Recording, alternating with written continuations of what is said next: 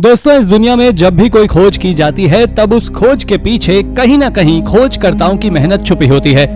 लेकिन कभी कभी दुनिया के अंदर कुछ ऐसी खोजें भी होती हैं जिनको खोजकर्ता नहीं बल्कि आम इंसान अंजाम देते हैं, और वो भी बिना खोज करने के इरादे से। तो चलिए जानते हैं ऐसी ही कुछ खोजों के बारे में जो अपने आप हो गई। आइए शुरू करते हैं इस मजेदार वीडियो को। Lost city in the desert. Ancient चीजों और दुनिया के रिमोट एरियाज में छुपे हुए राजों को ढूंढ निकालने में टेक्नोलॉजी का एक बहुत बड़ा रोल रहा है। ऐसा इसलिए है क्योंकि टेक्नोलॉजी की मदद से हम उन एरियाज को भी आसानी से देख सकते हैं जहां पर फिजिकली नहीं जाया जा सकता। दोस्तों, ऐसी ही टेक्नोलॉजी का यूज कर यूनिवर्सिटी ऑफ लेसेस्टर की एक रिसर्च टीम ने सहारा डेजर्ट की एक रिमोट लोकेशन पर एक एंशिएंट सिविलाइजेशन का पता ढूंढ निकाला है। जी हाँ, एरियल फोटोग्राफी का यूज कर रिसर्चर्स ने लिबिया के नजदीक 1 से लेकर 500 सालों तक बीच बनाए गए कुछ ऐसे ह्यूमन सेटलमेंट्स को ढूंढ निकाला है जिनके बारे में अभी तक किसी को भी नहीं मालूम था। ये सेटलमेंट्स इतने सालों से एकदम सूने पड़े हैं जिसकी वजह से कई तो अब खंडहर में तब्दील भी हो चुके हैं। इस जगह पर फिजिकली जाना इसलिए भी मुश्किल है क्योंकि ये एरिया काफी ज्यादा खतरनाक है। हालांकि एरियल व्यू से तो इस जगह का पता चल गया, लेकिन आखिर इन सेटलमेंट्स को किसने बनाया था ये आज भी हमें मालूम नहीं है। हो सकता है कि सूने पड़े ये सेटलमेंट्स अभी तक ग्रेव रॉबर्स ने लूट ही लिए हों, या फिर यहाँ आज भी सोने के भंडार हों। Who knows? Unexplained remains। दोस्तों, हाल ही में हैवरफोर्ड वेस्ट में चल रही एक साधारण सी एक्सकेवेशन जो कि मात्र इस जगह के बारे में जानकारी इकट्ठा करने के लिए की जा रही थी, लेकिन आर्कियोलॉजिस्ट को यहाँ से जो मिला उन्होंने उसकी कभी कोई कल्पना की नहीं होगी। दरअसल वहां से खुदाई के दौरान आर्कियोलॉजिस्ट को एक मॉल कॉम्प्लेक्स मिला था जो कि कई साल पुराना था, पर जब उसकी गहराई में एक्सकेवेशन की गई तो लगभग 300 के आसपास ह्यूमन स्केलेटन्स मिले, जिन्हें देखकर सबके होश उड़ गए। और इन स्केलेटन्स में से कई सारे स्केलेटन्स बच्चों के थे जो कि लगभग 3-4 साल की उम्र के रहे होंगे। इसके साथ ही इस मॉल कॉम्प्लेक्स को 13वीं सेंचुरी में सेंट जेवियर ने बनवाया था, जो कि 1530 में किसी अनजाने कारणों की वजह से बंद हो गया था, और फिर उसके बाद इस पर 300 सालों तक फ्रायरीज ने राज किया और उसके बाद इस जगह को खाली कर दिया गया। मगर हैरानी की बात तो यह है कि आज तक कोई भी उन बच्चों की मौत के पीछे की वजह को नहीं जान पाया है। Milwaukee symbols. दोस्तों, आपको बता दें कि साल 2012 में हुए एक एक्सकेवेशन के दौरान ईस्टर आइलैंड्स पर कुछ ऐसा मिला था जिसे देखकर आप शायद चौंक जाएंगे। आपको जानकर हैरानी होगी कि इस आइलैंड पर लगभग 887 बहुत बड़े बड़े स्टोन स्टैचू मिले थे जो कि आधे ही जमीन के बाहर दिखाई देते थे और बाकी जमीन के अंदर दबे हुए थे। हैरानी की बात तो यह भी है कि इन स्टैचूज में कई ऐसे सिंबल्स मौजूद थे जो कि बहुत ही ज्यादा अजीब और समझ से परे थे, और आज के समय उन सिंबल्स को उस समय वहां रहने वाले ट्राइबल लोगों से जोड़कर देखा जाता है। इन टैटूज को वर्ल्स और क्रिसेंट्स और लार्ज सर्कल्स के साथ साथ कई और जियोमेट्रिक शेप्स में पाया गया है। हालांकि इनके असली मकसद को कोई नहीं जान सका है, जिसके चलते कहा जाता है कि ये किसी इंपॉर्टेंट चीज को दिखाने के लिए बनाए गए होंगे। Arthur stone. किंग आर्थर, जो कि अपने समय के बहुत ही फेमस राजाओं में से एक थे, जिन्होंने ब्रिटेन जैसे देश को भी अपनी ताकत और बुद्धि के दम पर हरा दिया था, लेकिन आज तक इनके अस्तित्व पर सवाल उठाए जाते हैं कि ये असल में एग्जिस्ट करते थे या नहीं। इनके अस्तित्व पर कई स्कॉलर्स और हिस्टोरियंस ने बहुत लंबे समय तक रिसर्च की, लेकिन उन्हें किंग आर्थर के अस्तित्व के कोई सबूत नहीं मिले। पर हाल ही में आर्कियोलॉजिस्ट ने इंग्लैंड में एक नियोलिथिक चैम्बर टूम्ब को खोजा है जिसको किंग आर्थर की टूम्ब बताया जा रहा है। दरअसल इस चैम्बर टूम्ब के अंदर एक स्टोन मौजूद है जिसको किंग आर्थर से जोड़कर देखा जा रहा है, और कहा जाता है कि इस चैम्बर टूम्ब का इस्तेमाल किंग आर्थर ने ही किया था। और आपको बता दें कि किंग आर्थर और इस टूम्ब को लेकर कई कहानियां फेमस हो चुकी हैं, लेकिन कोई भी कहानी इस मिस्ट्री को नहीं सुलझा सकी है कि किंग आर्थर सच में एग्जिस्ट करते थे या नहीं। Bodies in the well. दोस्तों, साल 2004 में नॉर्विक इंग्लैंड में कंस्ट्रक्शन वर्कर्स ने एक शॉपिंग मॉल को तोड़ने के दौरान उसके जमीन में खुदाई करते वक्त एक लगभग 800 साल पुराना वेल या कहें कुआं खोज निकाला था। यह अपने आप में एक बहुत बड़ी डिस्कवरी थी। इस वेल में और खुदाई करने के दौरान वेल के बॉटम से आर्कियोलॉजिस्ट को 17 ह्यूमन बॉडीज मिली थी। इन लोगों की आइडेंटिटी आज तक नहीं पता चल पाई है, जिस कारण से ये एक मिस्ट्री बनकर रह गई है। आपको बता दें कि इन 17 बॉडीज में से 6 एडल्ट्स और 11 बच्चों की बॉडीज हैं, जिनके बारे में आज तक कोई पता नहीं लगा पाया है कि ये बॉडीज मिडिवल टाइम में यहाँ कहां से आई। सेलिना ब्रेस, जो कि एक natural mystery museum of England की मेंबर हैं, उनका कहना है कि इस वेल में पाई गई इन बॉडीज का मर्डर किया गया होगा और इन्हें छिपाने के लिए यहाँ फेंक दिया गया होगा। The Dispilio tablet. Dispilio tablet, जिसको कि एक नॉर्दर्न ग्रीस में एक आर्कियोलॉजिस्ट और प्री हिस्टोरिक एक्सपर्ट और प्रोफेसर के द्वारा खोजा गया था, जो कि यहाँ ह्यूमन सेटलमेंट के बारे में पता करने के लिए एक्सकेवेशन का काम कर रहे थे। ये ह्यूमन सेटलमेंट्स आज से लगभग 7000 साल पहले का था, जिसको कि एक गुमनाम ट्राइब के द्वारा बनाया गया था। अगर हम मेन स्ट्रीम आर्कियोलॉजी की माने तो सबसे पहला राइटिंग सिस्टम आज से लगभग 6000 साल पहले का बताया जाता है, लेकिन इस टैबलेट पर मिली राइटिंग इससे भी 1000 साल और ज्यादा पुरानी है और इस टैबलेट में लिखे हुए सिंबल्स को आज तक कोई भी नहीं समझ सका है। आपको बता दें कि यह टैबलेट एक लेक के बॉटम में से मिला था। इसके बाहर निकाले जाने के बाद यह ऑक्सीजन के कांटेक्ट में आया और फिर यह धीरे धीरे खराब होने लगा। The starving of Saqqara. अब हम आपको एक ऐसे आर्टिफैक्ट के बारे में बताने वाले हैं जिसके बारे में सुनकर आप दंग रह जाएंगे। दोस्तों, हम बात कर रहे हैं स्टार्विंग ऑफ सक्कारा के बारे में, जो कि एंशिएंट इजिप्ट से संबंध रखता है। असल में ये देखने पर लाइमस्टोन के फिगर्स जैसा दिखाई देता है, पर अगर आप इसे गौर से देखें तो इनके इलोंगेटेड स्कल्स बिल्कुल एलियंस के जैसे दिखाई देते हैं, जिनके स्लैक जॉज और ओपन माउथ बिल्कुल अजीब तरह के ही दिखाई देते हैं। और तो और ये एक दूसरे से ऑपोजिट डायरेक्शन में बैठे हुए भी दिखाई देते हैं। साइंटिस्ट के अनुसार इन स्टैचूज पर रेड पिगमेंट और ग्रीन पेंट के होने के सबूत भी मिले हैं। आपको बता दें कि इन स्टैचूज की मिस्ट्री को फेमस ब्रिटिश म्यूजियम यानी ब्रुकलिन म्यूजियम और इजराइल म्यूजियम के एक्सपर्ट्स भी नहीं सुलझा पाए हैं। वैसे देखा जाए तो ये स्टैचूज वाकई एक बहुत बड़ी खोज हैं। Mysterious Scotland. क्या आप सभी जानते हैं कि स्कॉटिश आइलैंड्स पर कई ऐसे स्टोन्स के टावर्स मौजूद हैं जो कि मिस्टीरियस और आर्कियोलॉजिस्ट के लिए एक सरदर्द बने हुए हैं। आपको बता दें कि इन स्टोन्स के टावर्स को ब्रॉश कहा जाता है। ये ब्रॉश मिस्टी माउंटेन्स के हाईलैंड से मोरलैंड होते हुए स्कॉटलैंड के नॉर्दर्न कंट्री साइड यानी कि ग्रीन ग्लेन्स तक पाए जाते हैं और इन टावर्स को बनाने का काम आज से लगभग 2000 साल पहले यहाँ रहने वाली लोकल ट्राइब के लोगों ने रोमन ऑक्यूपेशन से बचने के लिए किया था। इन लोगों के द्वारा लगभग 500 ब्लॉक्स बनाए गए थे, जिनमें दीवार भी बनाई गई थी और ये 15 फीट मोटे और 40 फीट लंबी थी। खैर, हैरानी तो आपको ये जानकर होगी कि आर्कियोलॉजिस्ट और कई एक्सपर्ट्स भी इन टावर्स को बनाने के पीछे की वजह को नहीं बता पाए और उन्हें इसके बारे में सिर्फ अंदाजा ही है। Pagan, Portugal. दोस्तों, क्या आपने किसी ऐसे सर्कल के बारे में सुना है जिसे कि टेलीपोर्टेशन पोर्टल कहा जाता है?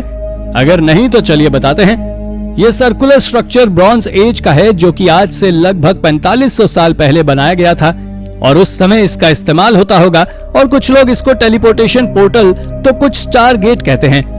आर्कियोलॉजिस्ट का मानना है कि इसका इस्तेमाल कई सारी रिचुअल सेरेमनीज में किया जाता होगा। आपको बता दें कि इस स्ट्रक्चर का डायमीटर लगभग 65 फीट है, जो कि पूरी तरह से लकड़ी का बना हुआ है। आपको जानकर हैरानी होगी कि जिस समय इस सर्कल को बनाने का काम चल रहा था, वहीं दूसरी तरफ स्टोनहेंज में भी स्ट्रक्चर्स को बनाया जा रहा था। शायद यही वजह है कि ये दोनों जगह इतनी ज्यादा रहस्यों से भरी पड़ी है। एंटोनियो वलेरा, जो कि इस एक्सकेवेशन के हेड थे, उनकी माने तो इस मिस्टीरियस सर्कल यानी पोर्चुगल के स्टार गेट को 2800 बीसी के आसपास बनाया गया होगा। The temples of Maltese islands. इसके बाद अब हम आपको एक ऐसे आइलैंड के बारे में बताने वाले हैं जिसको कि वहां पर पाए जाने वाले टेम्पल्स की वजह से जाना जाता है। आपको जानकर हैरानी होगी कि पैसिफिक ओशन के बीचों बीच और हवाई से करीब 2414 किलोमीटर दूर मौजूद इस आइलैंड को दुनिया के कुछ सबसे ज्यादा डिसोलेट और आइसोलेटेड जगहों में से एक माना जाता है। असल में इस आइलैंड पर स्टोन से बने हुए लगभग 40 टेम्पल्स मौजूद हैं, लेकिन इनको किसके द्वारा बनाया गया होगा ये आज तक एक मिस्ट्री बनी हुई है। इसके बारे में कई एक्सपर्ट्स का मानना है कि यहाँ आज से लगभग 2000 साल पहले रहने वाले कुछ लोगों के एक ग्रुप ने इन टेम्पल्स को बनाया था, लेकिन कोई नहीं जानता कि ये लोग कहां से आए थे और फिर अंत में कहां गए होंगे। इसके बाद इन लोगों के सबूत भी नहीं मिले हैं। The eye of the Sahara. एक थियोरी की माने तो the lost city of Atlantis Sahara desert के बीचों बीच हो सकती है और the eye of the Sahara को भी इसी से जुड़ा हुआ माना जाता है। जिन्हें नहीं पता उन्हें बता दें कि the eye of the Sahara Adrar plateau पर एक नेचुरल फिनोमिनन है, जो कि सिमेट्रिकल जियोलॉजिकल फीचर है जिसको बनने में कई मिलियन सालों का वक्त लगा है। यह बिल्कुल एक कॉन्सेंट्रिक सर्कल के जैसे दिखाई देता है और ये सेडिमेंट्री रॉक से बना हुआ एक स्ट्रक्चर है। दोस्तों, इसको सबसे पहले एस्ट्रोनॉट्स के द्वारा स्पेस से देखा गया था, जिसको देखने पर लगता है कि ये सर्कल अर्थ पर किसी एक्स्ट्रा लोड पड़ने की वजह से क्रिएट हुआ होगा। कहा जाता है कि यह सर्कल लगभग 12000 साल पहले पानी में डूबा गया होगा, क्योंकि यहाँ पर नमक के होने के सबूत भी मिले हैं।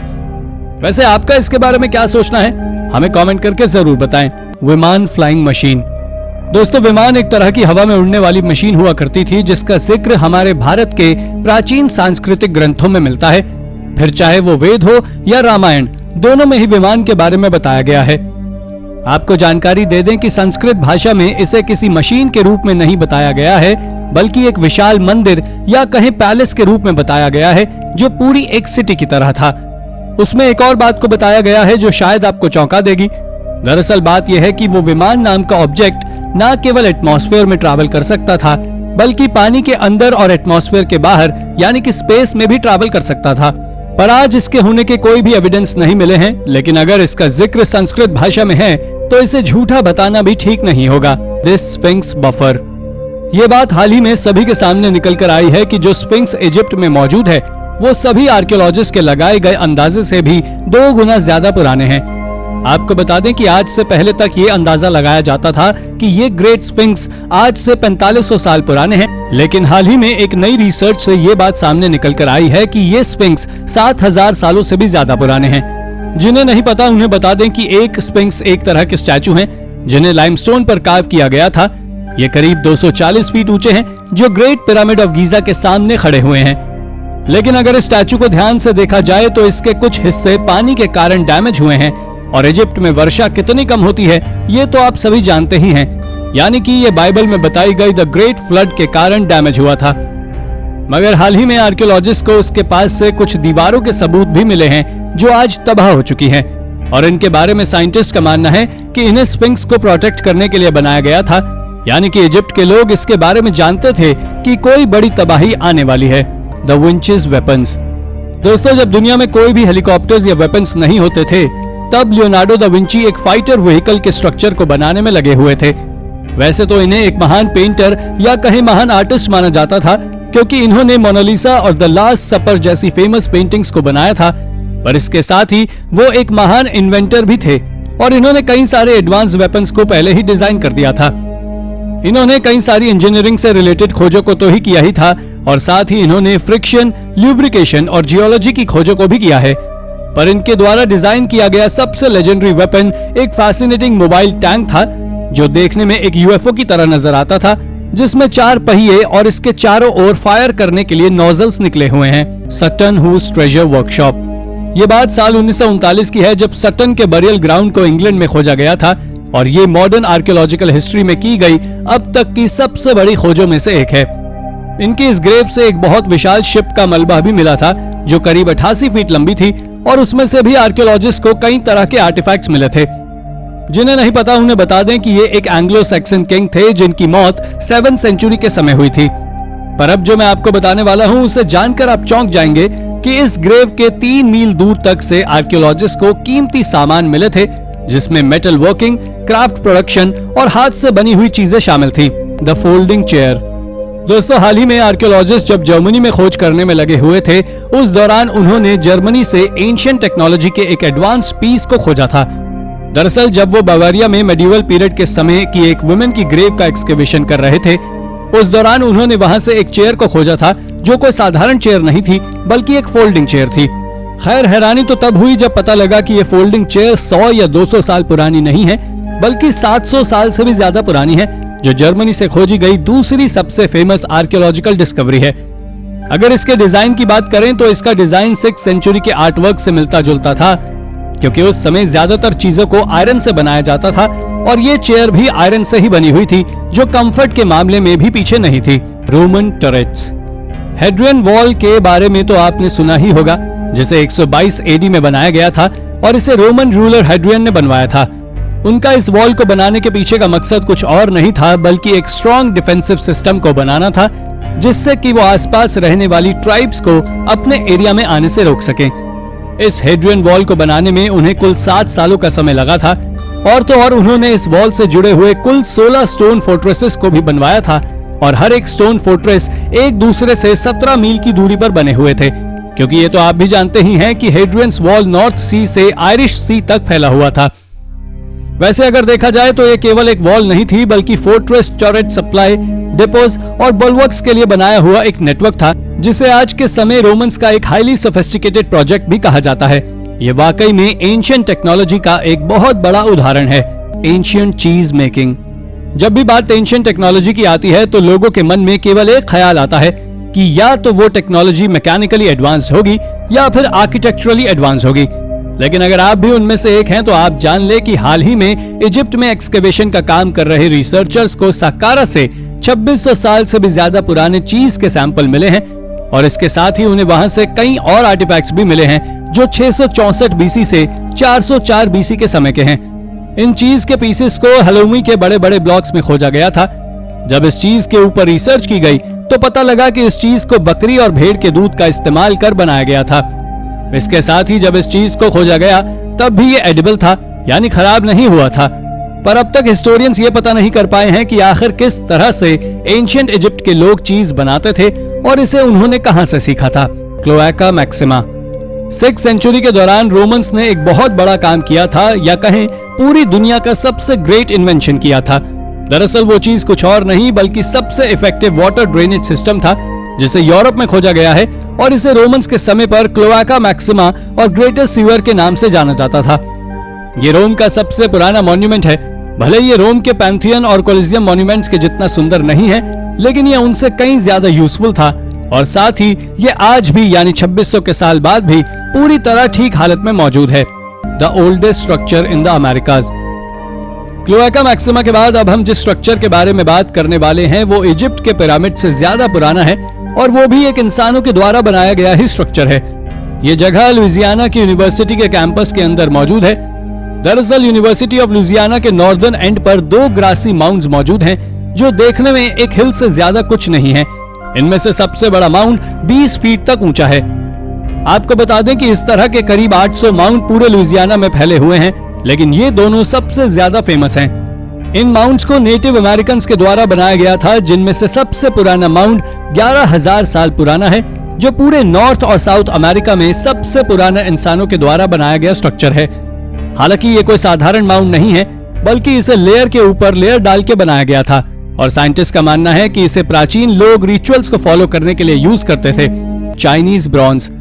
हाल ही में कुछ रिसर्चर्स ने यूके से चाइनीज ब्रॉन्ज से बने हुए आर्टिफैक्ट्स को खोजा है, जो आज से करीब 2500 साल से भी ज्यादा पुराने थे। असल में ये आर्टिफैक्ट्स ब्रॉन्ज के थे ही नहीं, बल्कि ब्रॉन्ज एलॉय से बने हुए आर्टिफैक्ट्स थे और ये आर्टिफैक्ट्स एक प्रकार के वेपन थे जिन्हें जिन और जी के नाम से जाना जाता था। साथ ही साथ ये चाइना के सबसे पुराने या कहीं सबसे पहले ब्रॉन्ज प्रोडक्शन के समय के थे। अगर देखा जाए तो ये एलॉय से बने हुए आर्टिफैक्ट्स दिखाते हैं कि चाइना भी मेटल वर्किंग में कितना ज्यादा एक्सपर्ट था, क्योंकि 2500 साल पहले मेटल को एक्सट्रैक्ट कर उसका एलॉय बनाना कोई साधारण काम नहीं होता था। The civilisation of Agartha. City of Agartha एक मिथिकल किंगडम है जिसे पृथ्वी के कोर में स्थित कहा जाता है। आपको बता दें कि 19th सेंचुरी के फ्रेंच तांत्रिक अलेक्जेंड्रे सेंट वॉयवास जी एलेवेड्रे के द्वारा खुले रूप से इस बात को प्रकाशित किया गया था और ये किंवदंती उस समय यूरोप के ज्यादातर हिस्सों में फैल गई थी। इन्होंने अपनी 1922 की एक किताब बीस्ट मैन एंड गॉड्स में एक अंडरग्राउंड किंगडम के रूप में इस सिविलाइजेशन के बारे में बताया था जो पृथ्वी के अंदर मौजूद है। उन्होंने बताया था कि इस राज्य को एक इमेजिनरी बुद्धिस्ट सोसाइटी के लिए खास तौर पर जाना जाता था। थियोसॉफिस्ट खास रूप से अगर्था को तिब्बत के नीचे गुफाओं के एक विशाल सिविलाइजेशन के रूप में मानते हैं जिसमें असुरों का निवास माना जाता है। माउंट शास्ता। दोस्तों, नॉर्दर्न कैलिफोर्निया में माउंट शास्ता नाम का एक ऐसा वॉल्केनो है जो बर्फ के नीचे दबा हुआ है और ये कैस्केड माउंटेन रेंज से बिल्कुल जुड़ा हुआ है जो एक रॉकी पीक है। वैसे तो उस एरिया में कई सारी चीजें हैं, लेकिन ये volcano Pacific north west region में मौजूद इकलौता वॉल्केनो है जो पूरी तरह रहस्यों से भरा हुआ है और इसका रहस्य साइंटिस्ट अब तक सुलझा नहीं सके हैं। जिस माउंटेन रेंज में ये ज्वालामुखी मौजूद है उसे देखने हर साल करीब 26,000 से भी ज्यादा लोग आते हैं, लेकिन वो इस माउंटेन रेंज को देखने नहीं आते, बल्कि इस माउंटेन रेंज में कहीं पर छिपी हुई एक क्रिस्टल सिटी को खोजने आते हैं। दरअसल इसके बारे में एक र्यूमर है कि इस ज्वालामुखी की दीवारों में कहीं एक सीक्रेट क्रिस्टल सिटी मौजूद है, जिसके चलते ये लोगों के बीच रहस्यमय बना हुआ है। Hanging monastery. इसके बाद बारी आती है माउंट हैंग में बनी हुई हैंगिंग मोनास्ट्री की, जो पूरे चाइना की सबसे फैसिनेटिंग प्लेसेस में से एक है। ये चाइना के 5 सबसे ऊंचे माउंटेन्स में से एक पर बनी हुई है।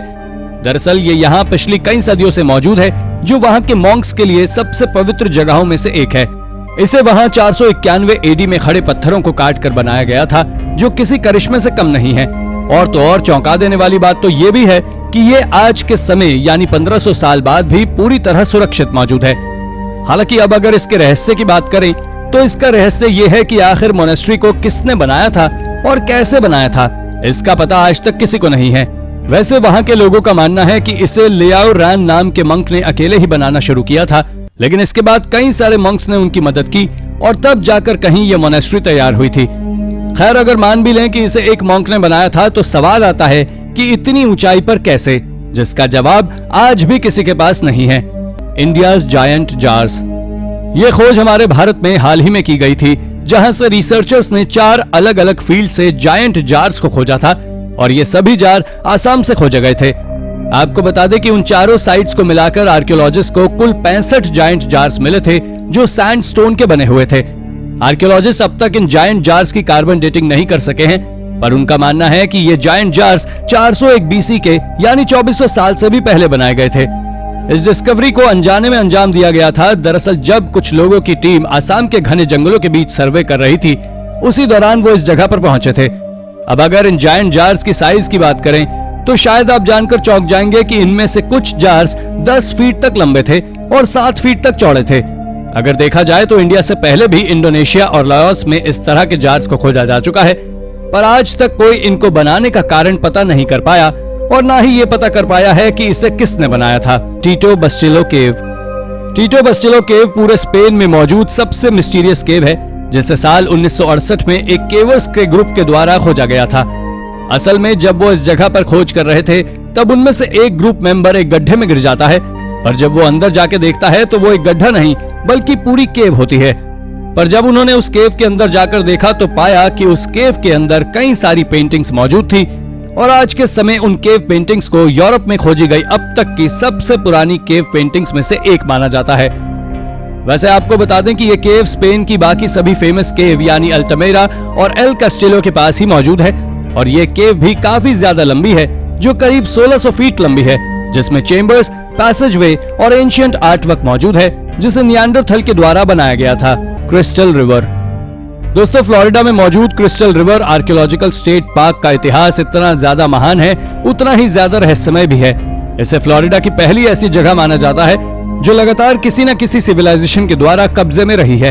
इस जगह को आज से 2000 साल पहले नेटिव अमेरिकन अपने रिचुअल्स को फॉलो करने के लिए उपयोग करते थे। इस जगह पर आज से 10,000 साल पहले एक ट्राइब रहने आई थी, जिन्हें कोस्टल ड्वेलर्स के नाम से जाना जाता था और ये एक नोमैडिक पीपल का ग्रुप था। हिस्टोरियंस की माने तो उनका कहना है कि पैलियो इंडियंस नाम की ट्राइब थी, जो लोग परिवार बनाकर एक जगह से दूसरी जगह पर सफर करते रहते थे। पर आज से 8000 साल पहले इस जगह पर एक तेज बाढ़ आई थी, जिसने इस जगह को तबाह करके रख दिया। केव रोड ऑफ टस्कनी। चलिए तो अब बात करते हैं हम टस्कनी में मौजूद केव रोड के बारे में, जिसे एट्रुस्कैंस के द्वारा बनाया गया था और ये केव रोड्स जीसस क्राइस्ट के जन्म से 800 साल पुरानी है। एक्सपर्ट्स का कहना है कि ये केव रोड्स वहां रहने वाले लोगों के द्वारा हैंड टूल से बनाई गई थी, जो कहीं 1.6 किलोमीटर तक ऊंची ऊंची चट्टानों को काट कर बनाई गई थी। आपको बता दें कि ये वोल्केनिक रॉक्स थे, जिसे टफ नाम से भी जाना जाता है। पर अगर देखा जाए तो ये केवल देखने में ही काफी साधारण सी बात है, लेकिन इनको बनाना काफी ज्यादा कठिन काम था और इसको उन्होंने कैसे किया, ये बात आज तक एक रहस्य बनी हुई है। ये केव रोड्स पूरे टस्कनी में बिल्कुल एक मकड़ी के जाल की तरह फैली हुई है और इनमें से कुछ में तो श्राइन भी मौजूद है। Mysterious neolithic roundel. दोस्तों, हाल ही में आर्कियोलॉजिस्ट ने चेक रिपब्लिक में एक दिल दहला देने वाली आर्कियोलॉजिकल डिस्कवरी को अंजाम दिया है। दरअसल उन्होंने वहां से एक नियोलिथिक स्ट्रक्चर को खोजा है, जो स्टोनहेंज से भी ज्यादा पुराना है और इसका नाम राउंडल है, जो करीब 7000 साल पुराना है। पर यह स्ट्रक्चर साइंटिस्ट के लिए इसके खोजे जाने से लेकर अब तक एक मिस्ट्री बना हुआ है, क्योंकि इसको बनाने का पर्पस अब तक किसी के समझ नहीं आया है। इंस्टीट्यूट ऑफ आर्कियोलॉजी के रिसर्चर्स की माने तो उनका कहना है कि इस तरह के करीब 200 राउंडल को पूरे कॉन्टिनेंट से खोजा जा चुका है और इनमें से 35 को तो चेक रिपब्लिक में ही खोजा गया है। लेकिन ये राउंडल बाकी सभी राउंडल से सबसे बड़ा है और सबसे अच्छी हालत में है। The beehive tomb of Tiryns. ये ट्रेन्स नाम की एक सिटी पिछली कई सदियों से लोगों के लिए एक मिस्ट्री बनी हुई है। ग्रीक्स का मानना है कि इसे प्रोएटोस के द्वारा बनवाया गया था, जो कि लेजेंडरी हीरो पर्सियस के ग्रैंडफादर थे और इन्हीं को सिटी ऑफ माइसिनिया का फाउंडर भी माना जाता है। उन्होंने इस सिटी को 1600 बीसी में बनवाया था, यानी तब जब क्रिश्चियनिटी की शुरुआत तक नहीं हुई थी, और साल 1913 में इस जगह से एक बीहाइव शेप स्ट्रक्चर को खोजा गया था, जिसे थोलोस टूम्ब नाम से जाना जाता है। ये टूम्ब करीब 42 फीट ऊंचा और 10 फीट चौड़ा है पर यह बाकी सभी बीहाइव शेप टूम से काफी ज्यादा अलग था, क्योंकि इसके अंदर से इसकी सीलिंग देखने में एक मधुमक्खी के छत्ते की तरह नजर आती है। लेकिन हैरानी की बात तो यह है दोस्तों कि स्ट्रक्चर के अंदर कुछ भी मौजूद नहीं था। Mushroom people. दोस्तों, रशिया के रिमोट एरिया चुकोट्रा में आर्कियोलॉजिस्ट ने साल 1967 में करीब 350 रॉक पेंटिंग्स को खोज निकाला, जो कि अपने आप में काफी ज्यादा यूनिक थी। इन पेंटिंग्स की खास बात यह थी कि इन पेंटिंग्स में whale hunters, river crossing reindeers और ब्राउन बेयर का पीछा करते हुए डॉग्स को दिखाया गया था। लेकिन क्या आपको यह पता है कि इन पेंटिंग्स की सबसे खास बात क्या थी? इन पेंटिंग्स की सबसे खास बात यह थी कि इनमें कुछ लोगों को भी दिखाया गया था, जिनके सिर पर मशरूम शेप्ड जैसा कुछ बनाया गया था। एक्सपर्ट्स इस बात को मानते हैं कि ये पेंटिंग्स आज से करीब 2000 साल पहले इस रीजन में रहने वाले बंजारों में बनाई थी, जिन्हें मशरूम से काफी ज्यादा लगाव था।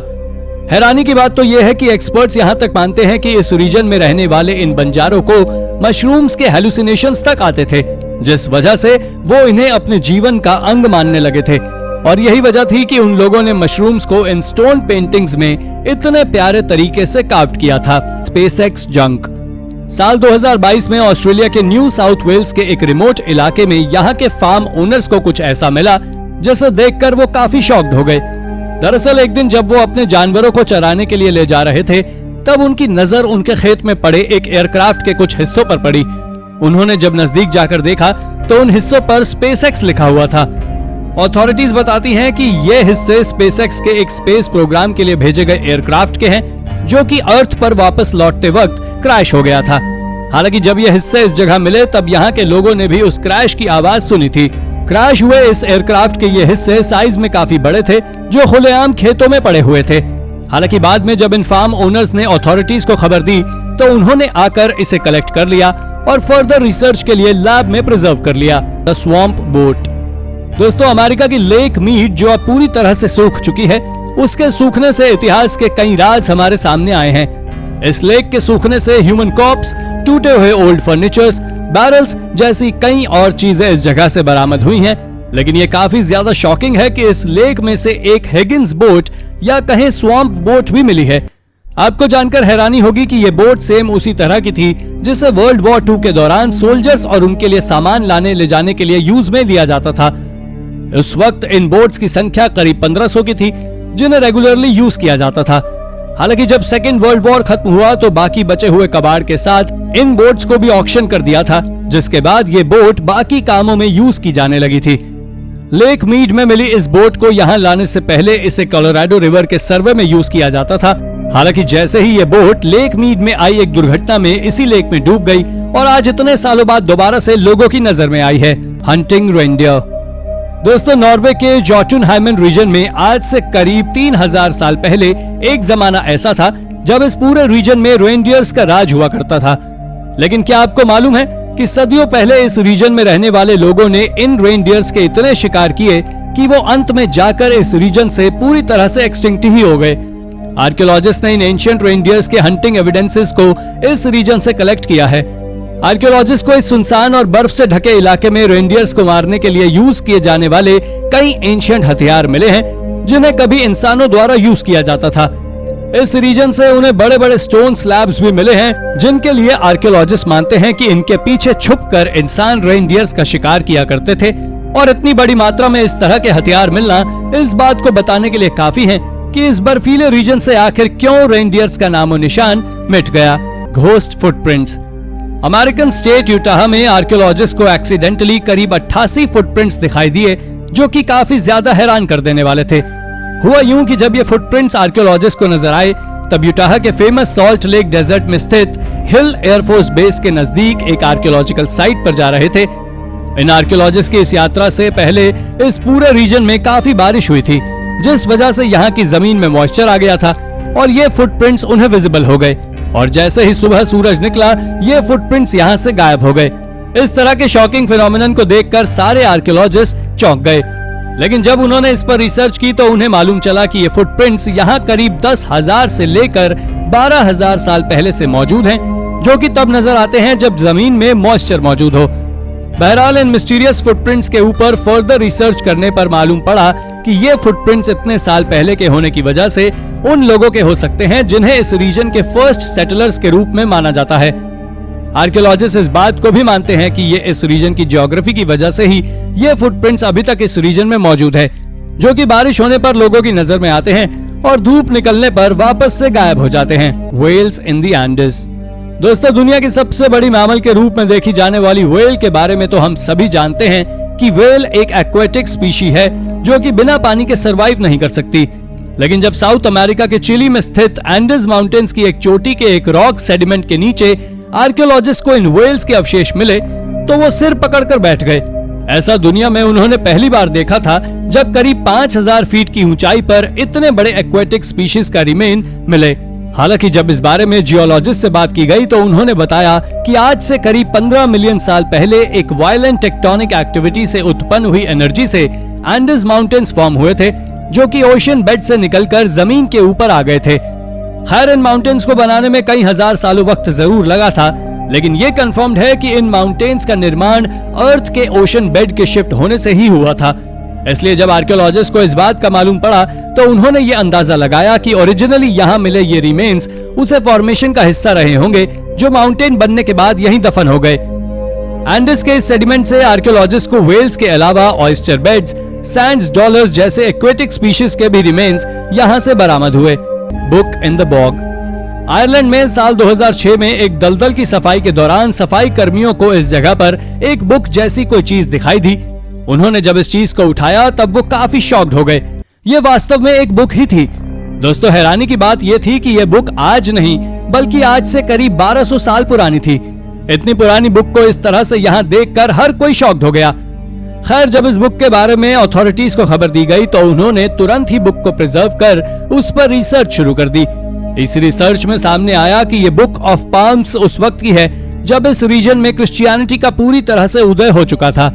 रिसर्चर्स मानते हैं कि इस बुक को नजदीक ही स्थित एक मॉनेस्ट्री में किसी ने अपने पर्सनल यूज के लिए लिखा हुआ होगा, लेकिन एक्सीडेंटली ये बुक उससे खो गई और सालों तक ऐसे ही यहाँ पड़ी रही। इस रीजन में क्रिश्चियनिटी के बारे में बताती ये बुक आज भी आयरलैंड की मोस्ट वैल्यूएबल डिस्कवरीज में से एक है। Lost settlement beyond the world. एक टाइम पर वैसे तो रोमन्स ने पूरे यूरोप को ही अपने कब्जे में ले लिया था, जिसमें आज का ब्रिटेन भी शामिल था। लेकिन क्या आपको ये बात मालूम है कि नॉर्दर्न ब्रिटेन का कुछ हिस्सा ऐसा भी था जहां पर रोमन्स अपना राज कभी भी नहीं जमा पाए। कहते हैं कि आज के नॉर्दर्न ब्रिटेन में स्थित हेड्रियन वॉल, जिसका निर्माण रोमन एम्परर हेड्रियन के रेन के दौरान उसके दूसरी तरफ इंडिजिनियस पीपल्स का एक ऐसा कंसोलिडेटेड ग्रुप रहा करता था जिसने कभी भी रोमन्स को आगे नहीं आने दिया। यही कारण है कि हेड्रियन वॉल को रोमन एम्पायर के नॉर्दर्न बॉर्डर के रूप में भी देखा जाता है। इस फेमस वॉल के कुछ हिस्से आज करीब 1900 सालों बाद भी एग्जिस्टेंस में हैं। हालांकि नॉर्थ के इस रिमोट एरिया में आखिर कौन रहता था, इस बात का पता तो अभी तक नहीं चल पाया है। लेकिन यूनिवर्सिटी ऑफ एडिनबर्ग के रिसर्चर्स की एक टीम ने जब इस रिमोट एरिया में लीडार टेक्नोलॉजी द्वारा रिसर्च की तो उन्हें यहाँ पर करीब 134 ह्यूमन सेटलमेंट्स मिले जो उनकी ट्राइब्स को बिलोंग करते थे, जिन्होंने सालों तक रोमन्स को रोक रखा था। इतना ही नहीं, रिसर्चर्स ये भी बिलीव करते हैं कि इस जगह पर अभी करीब 700 सेटलमेंट्स और हो सकते हैं जिनकी तलाश यहाँ जारी है। The oldest x fragment. दोस्तों, 1990s में ऑस्ट्रेलिया के किम्बरली के रिमोट इलाके में हो रही एक खुदाई के दौरान खुदाई कर रहे मजदूरों को एक मिस्टीरियस स्टोन का टुकड़ा मिला, जिसे उन्होंने अथॉरिटीज को सौंप दिया। पहले तो ये टुकड़ा बाद ही सामान्य से लग रहा था, लेकिन जब रिसर्चर्स ने इस टुकड़े के ऊपर रिसर्च की तो उन्हें कुछ ऐसा पता चला जिससे उनकी आंखें फटी की फटी रह गई। दरअसल रिसर्च में मालूम पड़ा था कि ये टुकड़ा किसी कुल्हाड़ी का हिस्सा है जो आज से करीब 45,000 से लेकर 49,000 साल पुराना हो सकता है, यानी कि स्टोन एज का। ये वो वक्त था जब दुनिया में लोग ऐसे इक्विपमेंट्स के बारे में जानते तक नहीं थे।